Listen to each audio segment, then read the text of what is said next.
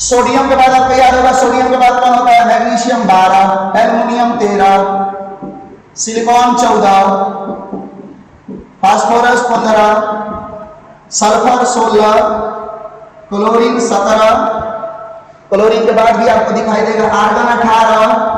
चलो 18 तक हम इलेक्ट्रॉनिक विन्यास बना लेते हैं, तब आगे बढ़ेंगे, है ना। गौर कीजिए, गौर कीजिए, सोडियम में कितने इलेक्ट्रॉन हैं? 11 इलेक्ट्रॉनों को भरना है हमको कक्षा की उप कक्षा में। कैसे भरेंगे? तो कहां से चालू करेंगे? 1s से। तो 1s में कितना जाएगा? 2, फिर 2s में कितना जाएगा? 2, फिर 2p में कितना जाएगा? 6, फिर 3s में कितना जाएगा? 2। राइट, इस तरह टोटल भर सकते हो, लेकिन आपको भरना कितना है? 11 कहां हो रहा है? 2 2 4 6 10 है, 12 हो गया। 12 हो गया का मतलब अधिक हो गया, मतलब यहाँ अब एक एक्स्ट्रा हो गया, इसको घटाना पड़ेगा। ये कितना करना पड़ेगा? 1, तब हो गया सोडियम का। अब इस 1 में कहां तक जाएगा? जब तक कि 2 नहीं होगा। अगर 3s में 2 हो जाएगा तो 3s से आगे किसमें जाएगा? 3p में जाएगा। ये देखिए आगे 1s2 2s2 2p6 3s2। अब देखिए 1s2 2s2 2p6 और यहाँ पे 3s2 3 लिखते हैं। देखो ये तो 1s2 2s2 2p6 3s2 2 2 4 6 10 12, यहाँ भी 13 है, तो देखो 2 2 4 6 10 3 13 हो गया ना। क्या ये सही है? नहीं सर। नहीं सर। क्यों सही नहीं है बाबू? क्योंकि एस में 2 ही है। हाँ, एस में 2 ही होता है। यही तो हम चाहते थे कि ये चीज आप लोग अपने से कंक्लूजन निकालो, क्योंकि हम जिंदगी भर इसको तो समझाएंगे नहीं ना। अभी समझा रहे हैं, इसके आगे बहुत से टॉपिक है, उनको भी समझाना है। ये टॉपिक हम अगर समझा के आगे बढ़ गए और फिर आपको इलेक्ट्रॉनिक विन्यास बनाने की जरूरत पड़ी, तो आप गलती मत करो इस पर, क्योंकि आपका दिमाग ही हमेशा आपके साथ रहेगा। हमारा दिमाग तो एक लिमिटेड पीरियड के लिए आएगा, आपके डाउट को क्लियर करने के लिए। आपके गार्जियन भी आपको जो दिमाग देंगे वो एक लिमिट समय के लिए देंगे, ना कि हमेशा वो आपका दिमाग देते रहेंगे। आपका दिमाग एक्टिव रहना चाहिए, उस समय आपके सोचने समझने की शक्ति होनी चाहिए। सही बोला कि एस में 2 से ज्यादा नहीं जाता है भैया, तो 2 से ज्यादा नहीं जाता तो 2 डाल दिए। अब बताओ इसके बाद हम क्या करें? अभी तो ये तो 12 हुआ है, 1s2 2s2 2p6 3s2 2 2 4 6 10 12 हुआ है। अब क्या करें हम? 3p1 right answer 3p1। अब आपको समझ में आ गया भैया, यहां नहीं भरेगा तो 3s भरेगा, तो 3s के बाद किसको आना चाहिए? 3p को, यह आ जाएगा 3p1। अब इसी में बच्चे कंफ्यूज रहते हैं, ध्यान रखिएगा। रेगुलर क्लास भी जब चलेगी ना, हम लोग आएंगे तो बहुत बढ़िया स्टूडेंट भी जब आते हैं ना, तो इसमें कंफ्यूज रहते हैं। ये स्टूडेंट का गलती नहीं है, स्टूडेंट के पास धैर्य नहीं है, इस बात की गलती है। हम अब 3p में 1 हो गया, तो 1 के बाद ही कब तक बढ़ते रहेगा? तो जब तक 6 नहीं हो जाएगा। ये तो क्लियर हो गया कि p में हम लोग बढ़ते रहेंगे, कहां तक? जब तक 6 नहीं होगा। ये देखिए यहाँ 14 है, 1s2 2s2 2p6 3s2 3p2। ये 1s2 2s2 2p6 3s2 3p3। ये बड़ा वाला इलेक्ट्रॉनिक विन्यास वाले सीख लेना, ठीक है ना। ये देखो 1s2 2s2 2p6 3s2 3p4। अब पहले सब ये है कि कहा जा रहा है भैया 3p भरेगा तब ना आगे जाएगा। अभी 3p भरा कहां है? ये 16 है, तो ये लीजिए 2 2 4 6 10 12 4 16। ये देखिए 1s2 2s2 2p6 3s2 3p5 1s2 2s2 2p6 3s2 3p5। जब बात 6 आ गया, और ये 3p6 हो गया, 3p6 हो गया, तो आर्गन के बाद कौन कौन आएगा? ध्यान दीजिए, आर्गन के बाद आएगा, ध्यान दीजिए, आर्गन के बाद आएगा potassium 19, calcium 20, scandium 21, titanium 22, vanadium 23, chromium 24, manganese 25। Right. अब पोटेशियम में भरना है, तो पहले 19 को भरना है, तो पहले 18 को भरेगा तब ना 19 पे जाएंगे, क्योंकि इलेक्ट्रॉन शब्द के बारे अगर 18 के बाद है ना 19 आता है, तो पहले 18 को भरेंगे, तो 18 को तो ये भरना ही पड़ेगा इस तरह। 1s2 2s2 2p6 3s2 3p7 कर देते हैं, हो गया 18 को। सही है, तो 3d1 कर दें। 4s1 sir. 4s1 right answer. समझ में आ गया, क्योंकि 3p के बाद कौन आना चाहिए? 4s। ध्यान दो, बच्चा क्या करता है? गड़बड़ी 3p के बाद 3d में आ जाता है, कहता है कि ये जो तीन है लेकर आ जाते हैं अपना मन से। अरे अपना मन से कैसे लाओगे यार, अपना मन से साइंस चलता है, हा? अपना मन से नहीं चलना है। ये नहीं सोचना है कि 3p के बाद हम 3d में आ जाए, नहीं, 3p के बाद किसमें आना है, 4s में। यही तरीका है इलेक्ट्रॉन के प्रवेश करने का, राइट। तो 3p के बाद यहाँ 4s1, फिर ध्यान दीजिए 1s2, 2s2, 2p6, 3s2, 3p6, 4s2, ये भी भर गया। ये 4s2 भर जाएगा तो 3d में आएंगे ना हम लोग। अब आएंगे 3d में, क्योंकि 4s के बाद कौन आएगा, 3d। 2s2, 2p6, 3s2, 3p6 and 4s2। 4s2 के बाद किस माहौल को लाएंगे, 3d को, ये हो जाएगा 3d1। अब देखो ना भाई, हम डॉट डॉट डाल के चलते हैं, 3d1 के बाद 3d2, 3d3, 3d4, 3d5, ऐसा चलते रहेंगे हम लोग, राइट। गौर कीजिए, ये इसी तरह डॉट डॉट कर देते हैं, ये 3d2 हो गया, वेनेडियम में डॉट डॉट डॉट कर दिया, 3d3 हो गया। डॉट डॉट डॉट का मतलब समझ में आ रहा है ना, ये जो ऊपर लिखा गया है ये सब रहेगा, समझ में आ रहा है ना बाबू। अकॉर्डिंग टू रूल अगर करते हैं हम तो 1s2, 2s2, 2p6, 3s2, 3p6, 4s2, 3d4 होना चाहिए, राइट। लेकिन ध्यान दीजिए, स्टार डाल दिए हैं, अपवाद है। कैसे अपवाद है, इसको हम थोड़ा 30 तक बना लेते हैं, उसके बाद समझाएंगे। और इसके आगे वाले देख लीजिएगा, इसके आगे चल रहे हैं, अभी 2 अपवाद है, क्रोमियम के बाद कॉपर भी अपवाद है, तो दोनों को एक साथ लेकर चलेंगे, इसीलिए अभी रोके हुए हैं, ठीक है ना। ये देखिए मैंगनीज के बाद ये manganese 1s2, 2s2, 2p6, 3s2, 3p6 and 4s2, 3d5 हो गया। और दोस्त आगे आपको बनाना इलेक्ट्रॉनिक विन्यास, है ना। चलिए बात कीजिए, अब मैंगनीज के बाद इधर वाला आप मिटाते आते हैं, मेरे बाद Fe होता है भैया मेरे 26 का करते हैं, 1s2, 2s2, 2p6, 3s2, 3p6, 4s2 and 3d। भाई तब यहाँ क्या आ जाएगा 6। आयरन के बाद कौन आता है, कोबाल्ट। राइट 27। कोबाल्ट भी यही होगा, 1s2 इस तरह जाएगा, यहाँ 3d7 हो जाएगा। कोबाल्ट के बाद निकेल आएगा, निकेल 28 होता है, ये भी इसी तरह होगा। ये मतलब ये सारे डॉट डॉट का मतलब ये सारी चीजें रहेंगी, लास्ट में खाली ये 3d8 हो जाएगा। फिर कॉपर में कहानी बदलती है 29 में, 1s2, 2s2, 2p6, 3s2, 3p6, 4s2 और 3d9 according to this rule होना चाहिए। जिंक में आते हैं हम लोग, तो जिंक होता है 30, 1s2, 2s2, 2p6, 3s2, 3p6, 4s2 और 3d10, राइट। चलिए गौर कीजिएगा, 30 के बाद और भी आगे बढ़ेंगे हम लोग, थोड़ा अपवाद वाले पे चर्चा करेंगे। अपवाद के साथ 1-2 चीजें और बता रहे हैं, ये रूल कहां तक चलता है। तो ध्यान दीजिए, अगर लास्ट में S आया है तो कहीं अपवाद नहीं है, P आया है तो कहीं अपवाद नहीं है, D आया है तो कहीं कहीं अपवाद होगा, और लास्ट में F आएगा तो F ब्लॉक का है, और F ब्लॉक के अधिकांश तत्व अपवाद होते हैं। लेकिन ये लगभग 60-70% तत्व इसको फॉलो करते हैं, इसलिए नियम चलता है, हमको अध्ययन में सुविधा होती है इसलिए, राइट। अब सवाल उठा कि भैया कॉपर का और क्रोमियम का ये कैसे गड़बड़ हो गया, ये मान्यता क्यों नहीं है। तो ध्यान दीजिए, याद कीजिएगा कौन से S में कितना ऑर्बिटल होता है, 1। S में कितना ऑर्बिटल होता है, 1, और एक ऑर्बिटल में कितने इलेक्ट्रॉन जाते हैं, 2। पूरी तरह से भर गया। जब ये पूरी तरह से भरता है तो फिर हम लोग आगे बढ़ते हैं D में। D में कितने ऑर्बिटल होते हैं बताइए तो, D में कितने ऑर्बिटल होते हैं, 5, राइट आंसर। और इस 5 ऑर्बिटल में कितने इलेक्ट्रॉन रहते हैं, 10। चलिए अब जरा गौर कीजिए, हेलो, यहां पर क्रोमियम में यहां पर देखिए S आया है और 3d आया है, S है और D है, ये भी ध्यान रखिएगा, S है और D है, ठीक है। तो S में यहां पे 2 था तो 2 इलेक्ट्रॉन आ गया, D में कई इलेक्ट्रॉन है, 4 गो। देख लो इसका, देख लो, S में 2 और D में 4, तो 4 इलेक्ट्रॉन इस तरह गया, 1, 2, 3 और ये हो गया 4 गो इलेक्ट्रॉन हो गए।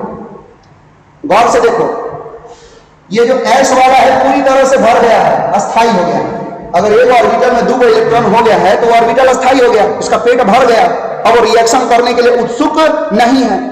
तो S को पूरी तरह से भरा हुआ है, एक एकदम अस्थाई हो गया। लेकिन D4 में 4 ही इलेक्ट्रॉन है, तो ध्यान दीजिए, ये ना तो पूरी तरह से भरा है ना ही आधा भरा है, आधा पूर्ण भरित और पूर्ण भरित, ये समझिएगा। अगर इसमें यहां एक और इलेक्ट्रॉन आ जाता तो ये आधा पूरी तरह से भर जाता, तो ये इसको बोलते हैं हम अर्ध पूर्ण भरित, मतलब आधा पूरी तरह से भरा है। और सब में दो हो जाता है तो उसको बोलते हैं पूर्ण भरित, यानी पूरा भर गया है, D10 हो जाएगा तो सब में दो इलेक्ट्रॉन हो जाएंगे पूर्ण भरित।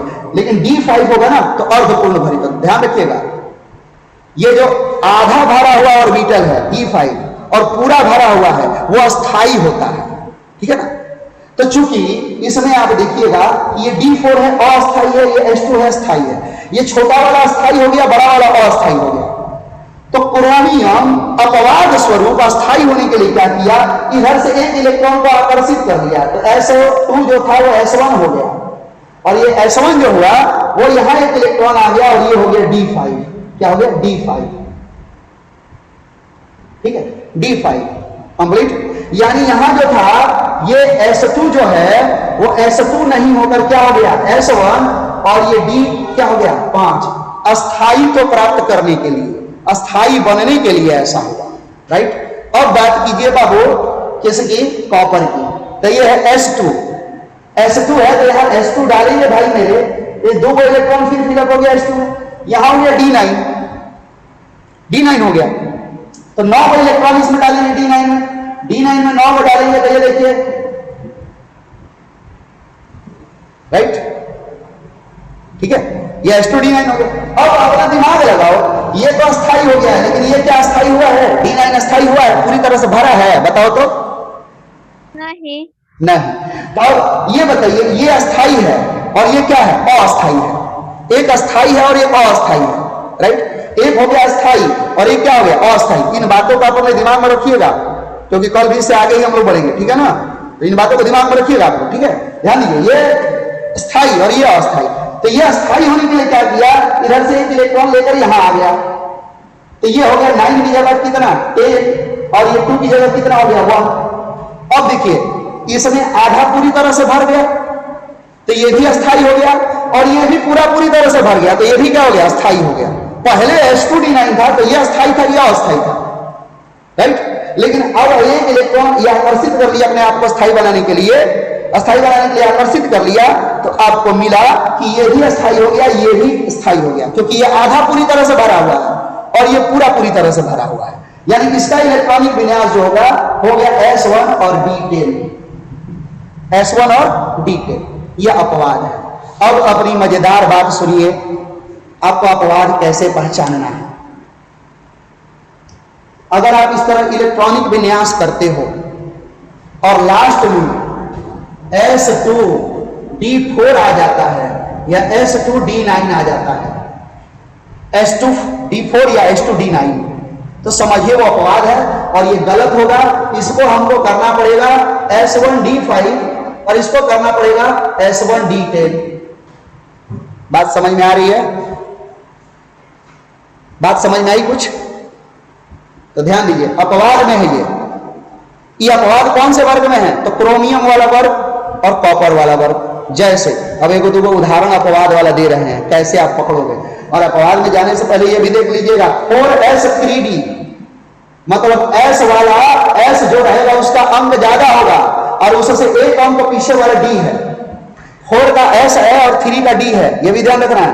तो आगे 5s 4d, इसमें जब भी आएगा इस तरह आएगा, देखिए 4s3d, 4s3d, तो किसी में आएगा 5s4d। S वाला में एक अंक ज्यादा रहेगा और D वाले में कम रहेगा, राइट। अब बात कीजिए, MO के बाद हम क्रोमियम क्यों आधा श्याम रंगून, Ag ले लो, Ag होता है 47, Ag होता है 47, ठीक है, ये बड़ा ले रहे हैं हम लोग। उसके बाद MO के बाद हो जाएगा आपका डबल टंगस्टन, टंगस्टन होता है 74, और एक ले लीजिए AU 79 सोना। MO को हम बोलते हैं मोलिब्डेनम, Ag को बोलते हैं सिल्वर, W को बोलते हैं टंगस्टन और AU को बोलते हैं औरम यानी सोना। अब देखो ये जितना है उतना ही ना हमको प्रवेश कराना है, उतना ही ना प्रवेश कराना है। तो हम 42 तक प्रवेश कराते हैं, भरते हैं। देखिए ये देखिए यहां से अब 42 आएगा कहां, ये यहीं से आपको गिन भी सकते हो अगर थोड़ा सा दिमाग है तो। S में 2 गो 6 गो इस तरह गिनो, 2 2 4 6 10 2 12 6 18 दो 20, 10 30, 6 36, 2 38, 10 48, यहां आ गया 48। मतलब यही इससे पहले तक ही जाना, इससे आगे नहीं जाना। यहां तक 48 आ गया। कैसे? एस में 2, पी में 6, डी में 10, एफ में 14 भरते हुए ये देखिए कर रहे हैं। 1s2, 2s2, 2p6, 3s2, 3p6, 4s2, 3d10, 3d10 पर 30 आता है। ये आप याद रखिएगा। 3d10 पे कितना आता है? 30। 3d10 के बाद क्या आएगा? 4p6, 5s2 और 4d आ गया। अब गिन लो पहले। 2 2 4 6 10 2 12 6 18 2 20 10 30 30 को हो जाना है। 30 6 36 2 38। 38 में कितना जोड़ोगे कि 42 आएगा? कितना जोड़ोगे कि 42 आएगा? अरे 38 में कितना जोड़ोगे कि 42 आएगा? 12। हाँ, 38 में 12 जोड़ेंगे तो 42 आएगा। 4। हाँ 4 होगा। यहाँ पे क्या होगा? 4। ठीक है। अब देखो ये 47 है, तो 47 भी तो हमको समझ में आएगा, वहीं तक जाना है। देखो 1s2, 2s2, 2p6, 3s2, 3p6, 4s2, 3d10, 4p6, 5s2, ये हो गया 38। 5s2 तक अभी अभी आपने जोड़ा था ना 38। यहाँ देखिए 3d पर तो 30, 30 36 2 38। अब ये 4d को आएगा। अब इस 1s2, 2s2, 2p6, 3s2, 3p6, 4s2, 3d10, 4p6, 5s2, 4d10, 4d10 तक भर गया। 5p6, 6s2, 4f 14, 70 हो गया यहाँ पे। अब 70 में कितना जोड़ेंगे कि 74 होगा? 4। तो यहाँ पे देखो 4f 5d4 आ जाएगा। ठीक है। अब सिर्फ यही चीज यहाँ पे रिपीट होता है। उसमें देखो 79, 5 को बढ़ाना है तो 4 में 5 जोड़ देंगे तो क्या हो जाएगा? 9 हो जाएगा। ठीक 79 देखो 74 से 79, 5 को बेसी है तो 5 को इलेक्ट्रॉन प्रवेश कराएंगे तो यही ना खाली है। 4 5 कितना हो जाएगा? 9। तो वहीं तक जाना है। ये देखिए 1s2, 2s2, 2p6, 3s2, 3p6, 4s2, 3d10, 4p6, 5s2, 4d10, 5p6, 6s2, 4f 14 और 5d कितना हो जाएगा भैया? 9। अपवाद ये देखो S 5 में है और D 4 में है और है यहां S2D4। तो हमने बोला था ना S2D4 आएगा तो गलत होगा, उसको क्या बनाना पड़ेगा? S1D5। समझ में आ रही है बात बाबू? बात समझ में आ रही है? हाँ सर। चलिए अब ये बताओ क्या ये सही है? नहीं। सही नहीं है। तो सही करने के लिए इस 2 को क्या करना पड़ेगा? 1 करना पड़ेगा। अब 4 को क्या करना पड़ेगा? 5। 5। तो ये देखो यहां ये हो गया A और ये हो गया 5। यह बवाल था, हो गया ना। सेम वही कहानी यहां देखो 5s2 और 4d9। ये देखो s2d9 को क्या कर देना है? s1d10। तो यहां पे ये 2 क्या हो जाएगा? 1 और 9 क्या हो जाएगा? 10। कौन है सर जी? कौन है बाबू? दिमाग की बत्ती जलाओ, अपना दिमाग लगाओ। ये लास्ट में कौन है? 5d4। तो हमने बोला था कि जो S होगा, S ये इसमें ज्यादा अंक होगा और D में कम अंक होगा। याद है ना? देखो यहां पे S के साथ 5 है तो D के साथ क्या है? 4 है कि नहीं है? बोलो। यहां पर केस 5d4। तो यहां से आपको पहले बताए थे कि S में जो अंक होगा वो D वाले से 1 अधिक होगा। ये जो D है उसमें कम और S में 1 अधिक। जैसे यहां देखिए आपने यहां किया था तो 5s1 था, 5s S के साथ 5 था और D के साथ क्या था? 4 था। देख रहे हैं ना? यहां भी आपने देखा तो D के साथ 4 था और S के साथ क्या था? 5। अब गौर कीजिए यहां पर 5 है D के साथ, तो 5 है कम है तो 1 ज्यादा, 5 में 1 ज्यादा क्या होगा? 6 होगा कि नहीं होगा? बोलो बाबू। 6 होगा कि नहीं? हाँ सर। अब 6s कहां है? देखो यहां है, ये है 6s। तो यहां परिवर्तन होगा। ये मत सोच लेना कि बीच में 4f आ गया है तो 4f में कुछ करे। 4f में आपको कुछ नहीं करना है, S और D में देखना। D अंत वाला और S उससे 1 अधिक कक्षा वाला, यानी अंतिम कक्षा वाला। राइट? ये देखिए, अब बताइए यहाँ 6 एस में 2 है तो 2 को हम क्या कर देंगे 1, और यहाँ पे क्या कर देंगे 5। यहाँ भी देख लीजिए 6 एस में 2 है, 2 को क्या कर देंगे 1, और इस D9 को क्या कर देंगे 10। बताओ अपवाद वाला अब समझ में आएगा कि नहीं आएगा आप लोगों को? तो बनाना है मरकरी का Hg 80 का, 80 का बनाना है। अब क्या करें हम? कुछ करना नहीं है आपको, आपको काउंट करना सिखा दिए हैं। एस में कितना इलेक्ट्रॉन होता है 2, पी में कितना होता है 6, डी में कितना होता है 10, एफ में कितना इलेक्ट्रॉन 14। तो इस सीरीज में जहां एस है वहां 2 जोड़िए, जहां बी है वहां 6, जहां डी है वहां 10, जहां एफ है वहां 14 जोड़ दीजिए। गौर कीजिएगा, हमने आपको बताया था 3D पे 30 होता है और 4F पर होता है 70, और बनाना कितना है 80। तो यहाँ 70 और 10 80, यानी 5D तक सबको भर देना है। 5D तक सबको क्या कर देना है भर देना है। कैसे? ध्यान दो, 1s2 2s2 2p6 3s2 3p6 4s2 3d10 4p6 5s2 4d10 5p6 6s2 4f14 5d हो गया 80 का।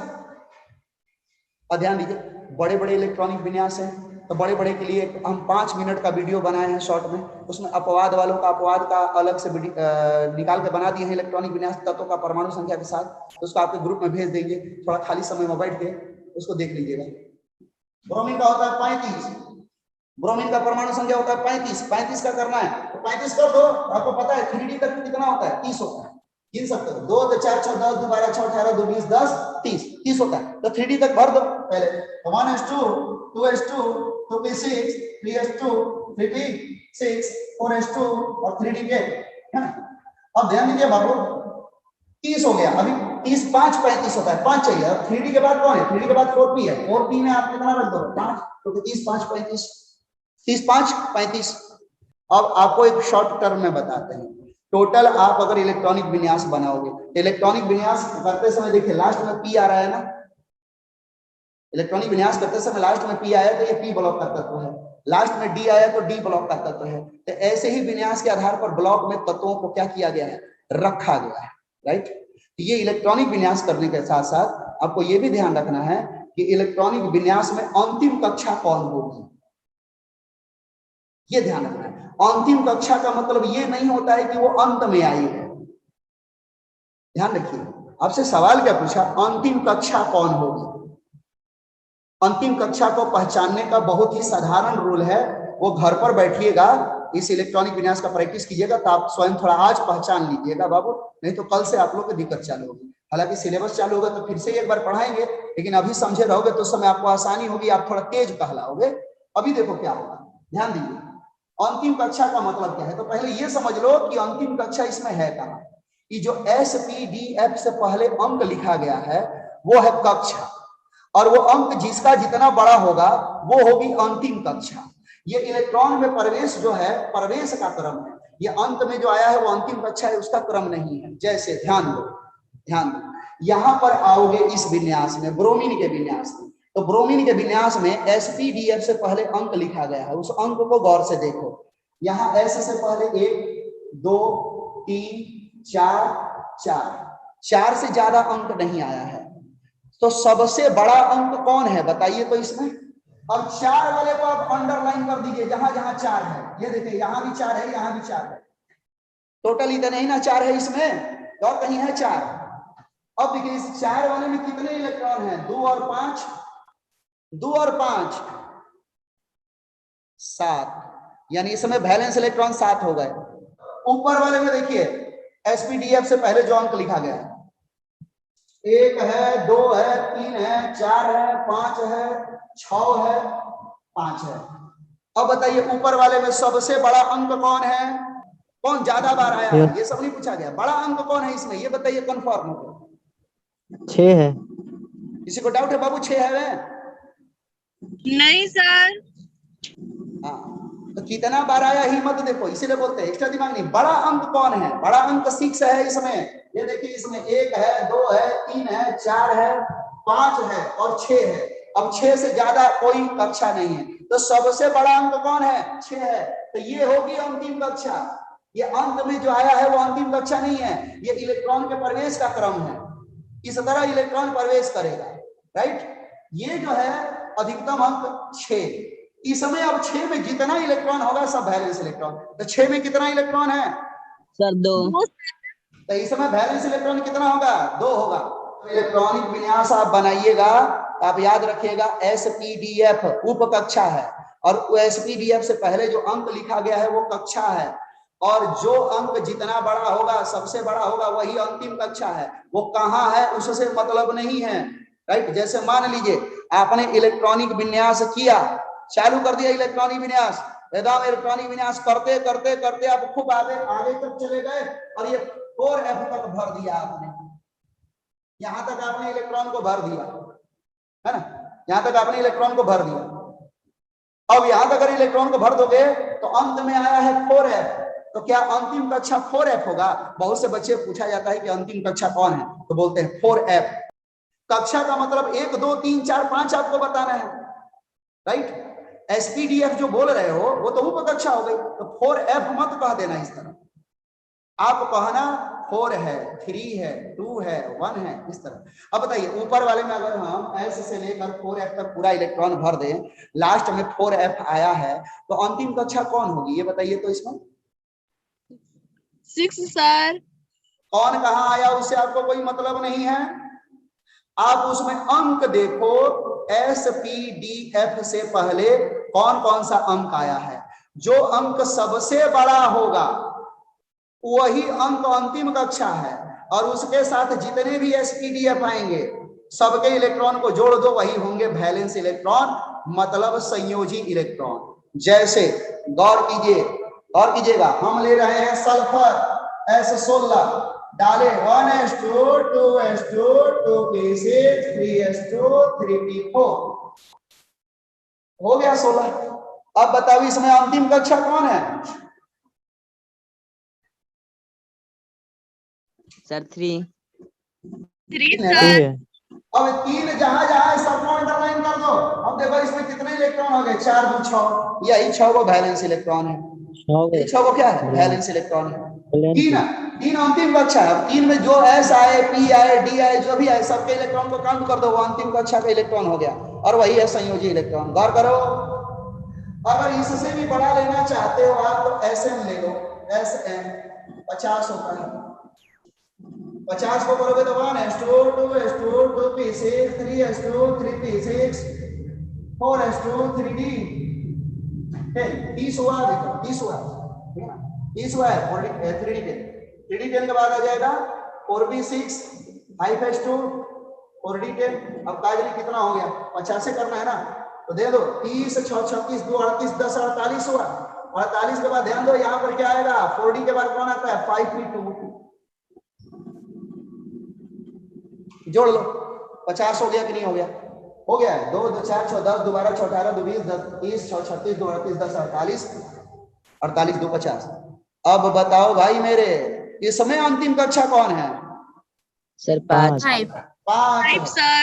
अब जहां जहां 5 है ना उसको अंडरलाइन कर दो, ये देखो अंडरलाइन हो गया, यही ना, यहाँ 5 है, ये अंतिम कक्षा। अब बताओ इसमें कितने इलेक्ट्रॉन है टोटल?